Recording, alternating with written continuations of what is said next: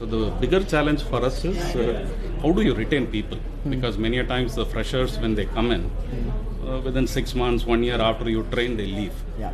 So that has been a big challenge, which we are still trying to address. We are thinking of looking at some kind of a retainership, at least 3 years. Won't work. Huh? Won't work. I don't know. So I'm just saving you time. Yeah. Okay. Fine. So that's why I was just trying to figure out how do we do this. So I want you to understand this. The world of business has seen 3 generations: the Industrial Revolution, the Information Revolution, and now we are in this revolution called the Social Revolution.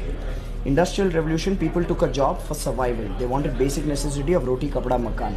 So they went in and they worked in a workplace, and they didn't leave that workplace even if the boss was abusive, and even if the boss would physically beat them up, people would not leave. That was the era of boss is always right. Yeah. Because opportunities were less. Yeah.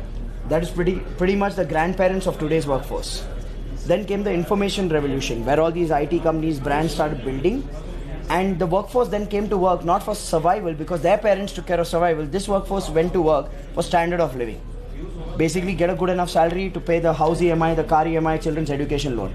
Pretty much your generation. You went to work for that, for standard of living. Absolutely, yeah. Now in this generation, loyalty reduced. Now the truth is that loyalty never existed in the first place. Loyalty didn't exist. There was no option. This generation, Information Revolution, got option. If they got a better quality of workplace and they got a better pay, then people would jump a job, right? Now this was the Information Revolution.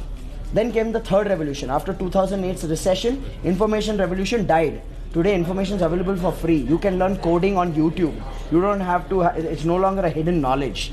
So you need to understand, now we live in a digital revolution or a social revolution where everything is social, which means today's workforce, they don't care about survival. Their grandparents took care of that. They don't care about standard of living. Their parents took care of that. Even the labor does not care about standard of living anymore, because even labor has Dish TV and Tata Sky in their house. So if you'll say, I'll cut your pay, or if you'll say, I'll bind you with a contract, they will say, thank you so much, I'm finding another job.